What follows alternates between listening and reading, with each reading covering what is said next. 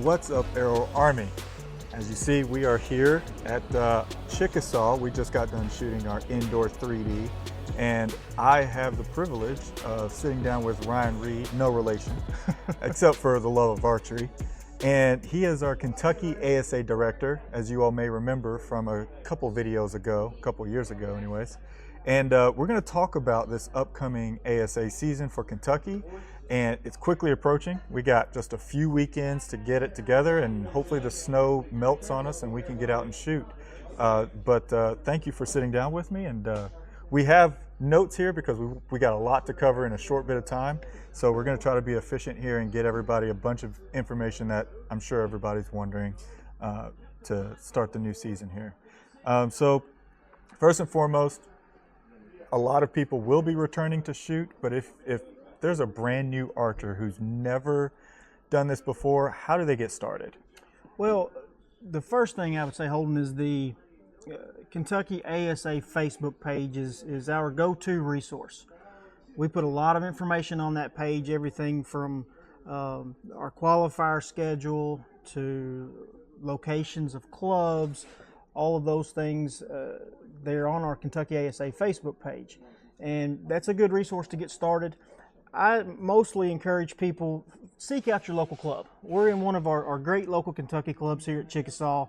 We just finished a indoor 3D round here on Saturday night, and what do we have, 40 people here today? At least. Something like that. Yeah. And there's so many resources available at your local clubs. These people have been doing it a long time. So that's the first step, is go find your local club. We've got 22 clubs throughout the state of Kentucky. So it's easy to go find somebody that will help you. And you're kind of new to Kentucky and shooting. Yeah. The last couple of years. Yeah. 2 years. I've only done it for 2 years now. Yeah. This will be my third year. So have you run into anybody that wasn't there to answer any question you've had, helped you along the way any way possible? And so the clubs can be such a resource. And as always, you can message me, contact me through Facebook. My phone number is on the ASA website. If you go to www.asaarchery.com and you go through one of the tabs, and it's got the directors list, you can find the Kentucky State Director, and you'll find my email address and my phone number. So I'm always available to answer any questions a new person may have.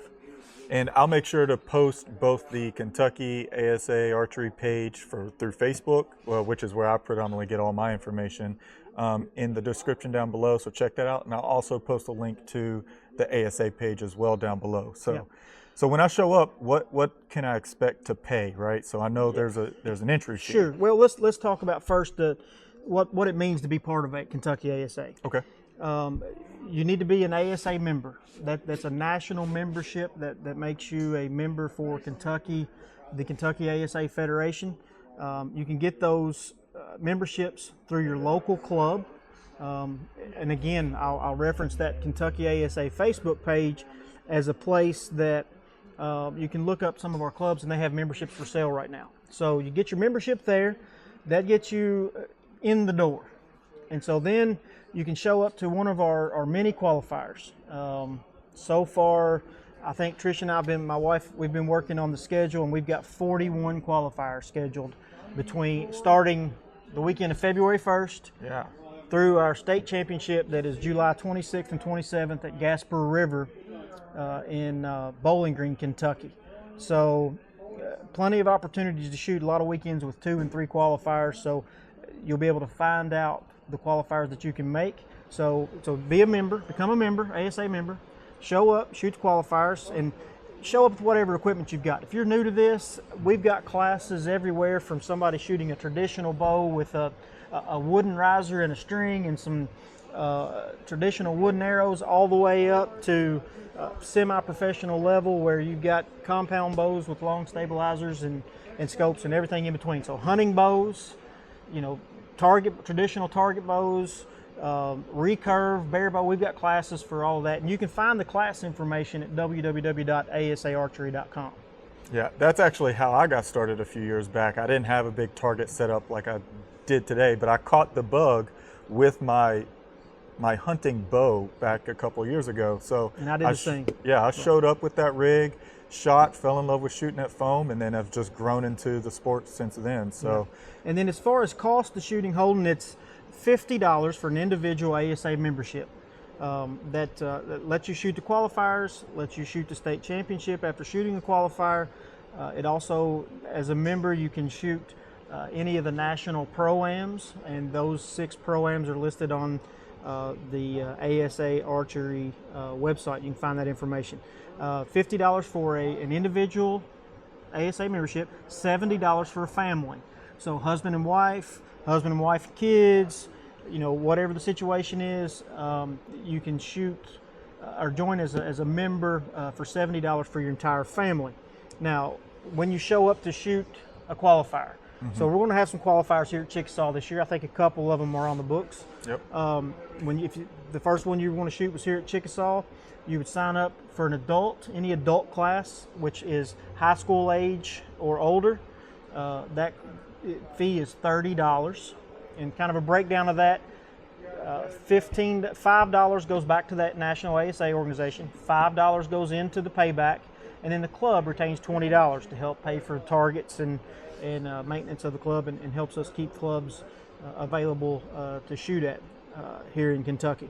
So $30 for adults, $15 for kids. So if you're middle school age or younger, so that's our youth classes, our Eagle classes, our junior Eagle classes, that's a $15 fee for those kids to shoot. Okay, excellent, great information. I think you already kind of touched on this, but the championship is going to be at Gasper River in Bowling Green. Yeah. Yep, and that kind of culminates the whole season at the end there. That's a blast. We've had it for the past couple of years in London. Glad to see it move to Gasper. I've shot there, but I think you mentioned before it's not their regular course. Yeah, anybody who's shot a qualifier at Gasper River in the last 2 years, they're one of our newer clubs. They've been around for a couple of years, and Sean White and his crew, they do a great job. They do. Setting up a range. You know, they don't have a big property where they're at by his house. They don't. But he does a no. good job setting up a range for us to come practice on and shoot qualifiers on. But he's got a friend of his, and I apologize, Sean, I don't know the guy's name off the top of my head, but he owns a wedding venue with a wedding barn. There we go. So that All right. property is going to be, we're going to have an indoor place where they'll have food. He's already been working this winter, cutting in the ranges. So we're going to have 60 targets again this year. We're one of the few states that we're doing 60 targets. So we'll have a 30 target range. The state championship is 30 targets. Qualifiers are 20 targets. But at the state championship, 30 targets for the 30-yard and under classes. So any kids classes, any of the youth classes, and like bow novice or men's pins 30, women's pins, they'll all be on that 30-yard range. So it alleviates some congestion, because you've been to these shoots on a Saturday morning at the state championship, and we get 200 people there, and you're putting them on 30 targets. Yeah, it gets easy. full in a hurry. It sure does. So it'll give us more room with 60 targets, and Sean and those guys, with the help of Kentucky S3DA and Rob Cox, they've come up with 60 targets for us to be able to do that again in 2025. Awesome. Really looking forward. Thanks, Sean, and whoever your buddy is down there. We're really looking forward to making our way down there. Bowling Green, I went to WKU, so it's my alma mater, so I'm happy to return back there and shoot some arrows. So last year, you said this year we've got 22 clubs. Last year we did not shoot nearly that many. Like, at least it doesn't feel like it. I shot a lot. It was like 15 you clubs. You shot most of them, I did. I shot most of them. Yeah, we had 15 clubs that hosted qualifiers in 24. Yeah. And we've picked up several new clubs this winter, and I've got to give a shout out to the western part of the state this year. I kind of challenged some of those guys last year. It's always been an area where we've tried to grow Kentucky ASA, and we've got a lot of really talented shooters in that area, but they don't have a lot of good places to shoot. And we've had some clubs come on board. You know, Sean a couple of years ago at Gasper River. We're waiting on another club in the Madisonville area that may come on board. And then we've added another club in Bowling Green, so that's 2 in Bowling Green. We've got one in Owensboro. We've got one way out in western Kentucky with Josh Orr's club out there. And then our last qualifier we just picked up yesterday, I believe, is Meyer Creek. They're going to host another qualifier. So this year, for the first time since I've been involved, which has been 5 or 6 years, if you live west of I-65, you're going to have the ability to compete for Shooter of the Year and attend some qualifiers, and you're not going to have to drive 3-4 hours. Yeah. That's always the complaint I hear is, we've got 3 or 4 hours, and they think people that live in this area that you've got a bunch of clubs within 30 miles of you, which is not always the case. But I do understand that there's not a lot of places to shoot in Western Kentucky, and we're trying to improve that. And this year will be an improvement. So we're up to 22 clubs hosting qualifiers. Some new clubs, Impact Archery down in Williamsburg, and then we've got a new club, Flat Shooting Archery, Samantha and Casey McCann in Tollsboro. So that's kind of northeast, not too far from a new club we added last year in Greenup. And so we've added some new clubs, and that just goes to show you how much archery is growing in Kentucky, and we're really proud to have these new clubs on board and have a lot of places to shoot this year. Yeah, awesome. Can't wait to get out there and put the Aero Army stamp on there, put a video on YouTube of all the clubs. I really like to, they do a lot of hard work, so that's kind of my way to give back, is to put their hard work out there and show everybody what they're missing by not going and shooting. The Aero Army videos do a good job of showcasing the clubs. Yeah. Some people don't have the opportunity to travel up to all of our clubs, and fortunately you were able to travel to a lot of them last year and put those videos out so people can kind of see what they can expect when they travel to these places. Yep, look forward to adding to that library of places I've been to. So really excited about that.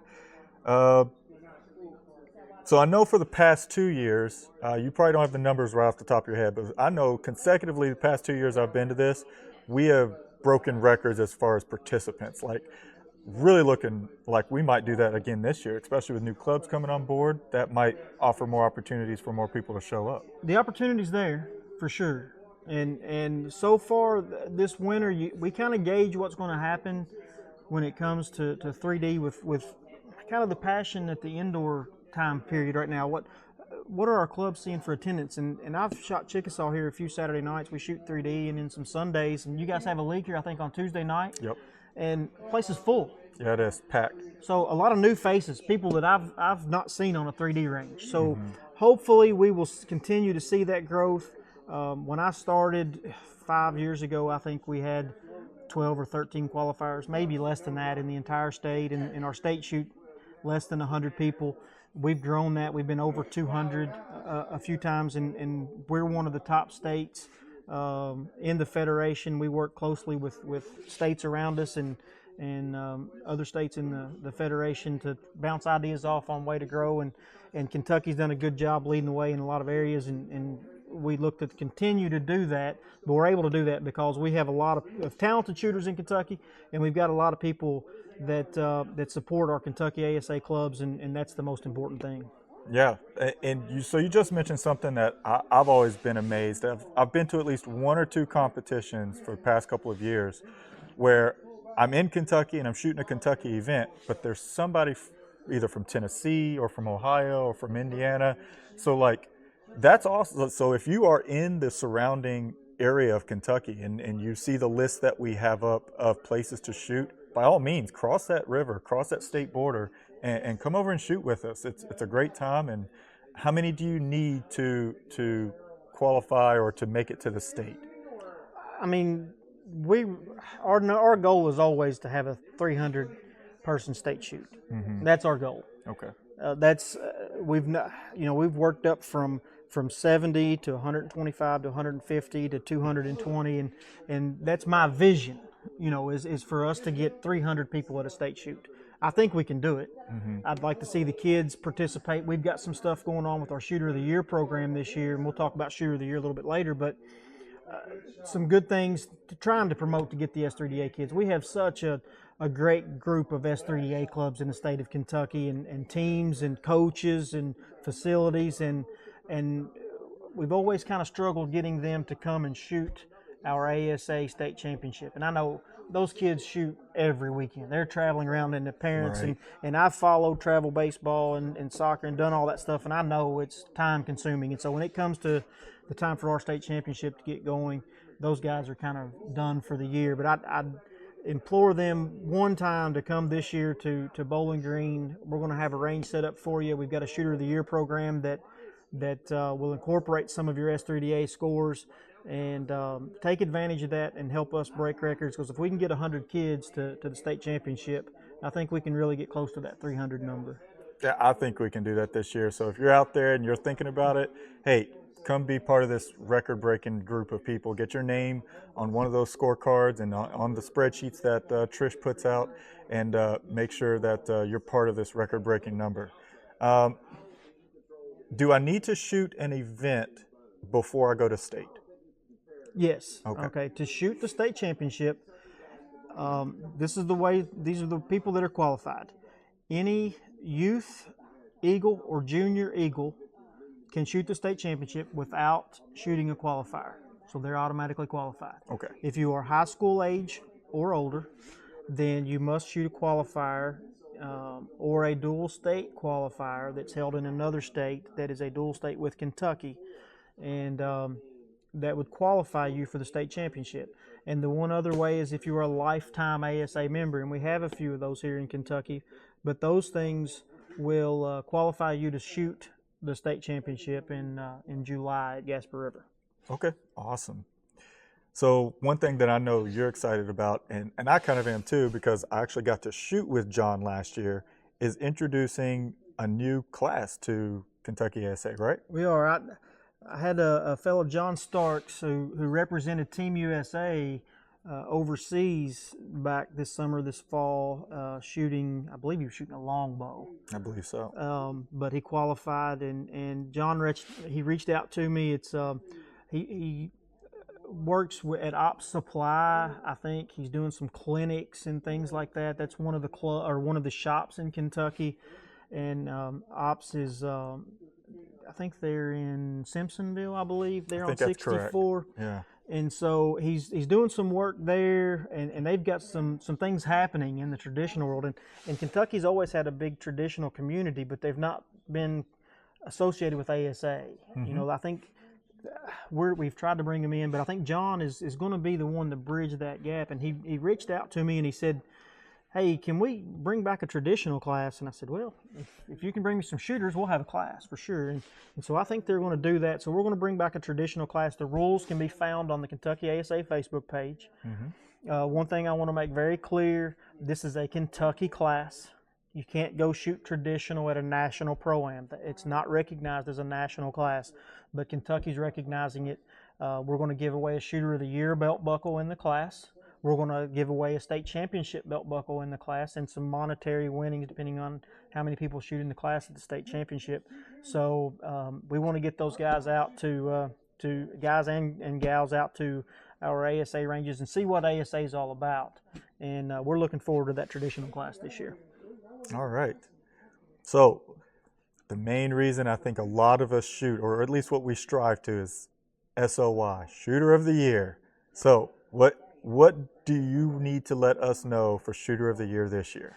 Well, Shooter of the Year, kind of the state championship in ASA is what brings somebody to come out and shoot one qualifier, right? Right. Our Shooter of the Year program is what makes Holden travel to 15 clubs and shoot 20 qualifiers a year. Pretty much. And that's the purpose of the program. The purpose of the program is to help clubs like Chickasaw and all of the clubs in Kentucky to draw shooters to their qualifiers. That's how they keep these lights on, right? Yep. Is people coming and shooting. So our Shooter of the Year program this year, it's all amateur classes plus our new Kentucky traditional class. We're going to have, the way it works is you count your best 4 scores shot at 4 different clubs. So if you shoot Chickasaw both times here and that's 2 of your high scores, you only get to count 1 of them. Gotcha. So it has to be 4 scores counted at 4 different clubs plus your score for the state championship. You have to shoot the state championship in order to win a Shooter of the Year. Mm-hmm. And you also get some bonus points. We changed the bonus point program a little bit from last year. This year, the bonus points, you will get 1 point for every qualifier you attend, capped at 10 points, so a maximum of 10. Nice. Good deal. So that's the way our Shooter of the Year program is going to be this year. So it encourages attendance, and there's going to be plenty of opportunities to shoot. We've got 41 qualifiers on the schedule today, and we may end up with a few more than that. So that's awesome. We're going to have plenty of opportunities to go get your 4 scores. Also, with S3DA, we made a change there. We're going to allow S3DA to count 2 of their regional S3DA scores. So they still have to get 4 scores, but they can count 2 regional S3DA scores and then 2 of their 2 best qualifier scores to make up their 4. Okay. So that's to try to help the parents. I know they're traveling a lot and shooting these S3DA tournaments, so you only have to make it out to 2 qualifiers and can count 2 of your regional scores to get that Shooter of the Year total. Now, one thing I'll mention is if you're going to count one of those S3DA scores, you have to pay in advance. Okay. So reach out to David Fannin, reach out to Trish. You have to pay before that score is shot. So that prevents somebody from waiting to see how well they shot before they pay for the score. It costs Makes $10 to count that score. You pay an extra $10. That information is on the Kentucky ASA Facebook page on how to pay for that. But you pay $10 and you can have that score count for one of your Shooter of the Year scores. The buckles, you know, we started something a couple of years ago with trophy buckles. Coveted buckle. The coveted buckle. I wish I should have brought one with me. Yeah, I don't have one yet. Maybe this year I'll be able to display it. I'll wear it everywhere. Starting to see a few of them around, but the participation rules for Shooter of the Year, they're on the Facebook page. I encourage everybody to read through them. I get questions every year, people that are confused. We get close to the state championship and be like, well, I thought this or I thought that. Yep. And it is spelled out in those rules. Yep, so if you take the time to read it, you shouldn't have any questions, but if you do, you can let me know. Don't wait till the last minute and think, well, I thought that, and you know, if you have questions, let me know. But the trophy buckles, the outline is in there about which classes qualify. There has to be so much participation in the class to get the trophy buckles. One thing we're going to do this year for the kids, trying to get those kids at our state shoot, we're going to give the trophy buckles to the kids' classes. All of them. Wow, awesome. And we're able to do that because our shooters have donated money. We had, when you win money at a qualifier, you're going to have the option that you can check on your qualifier box. If you want to donate to our kids fund, your $5 winnings for a qualifier, you can donate that into the kid fund, which would be used to pay for those kids' buckles, and then also used to pay for kids' entry fees at the state championship. This past year, we didn't have one kid have to pay an entry fee at the state championship. I remember that. Yeah, that was awesome. Donations. And we're going to try to do the same thing this year. So, no reason we can't. No, absolutely. Yeah. I mean, we have such a good group of people. I think we'll be able to do that fairly easily. Awesome. Yeah, so that's new with the qualifier payback option to donate it instead, because I definitely am going to take advantage of that if I'm lucky enough to win any this year. We ran into the issue last year. We had a lot of clubs trying to get the money give out to people. Right. And it was a struggle because people forget about it, and you know, it was $5 here, $10 here, whatever, and they like, okay. And so now when you fill out your qualifier form, there's going to be some boxes to check. Okay. You can have your check mailed to you if you win. Mm-hmm. You can donate it to the kids fund, which will go to those S3DA, or not S3DA, go to those trophy buckles. It'll go for the kids' entry fees, or you can donate the money back to the club.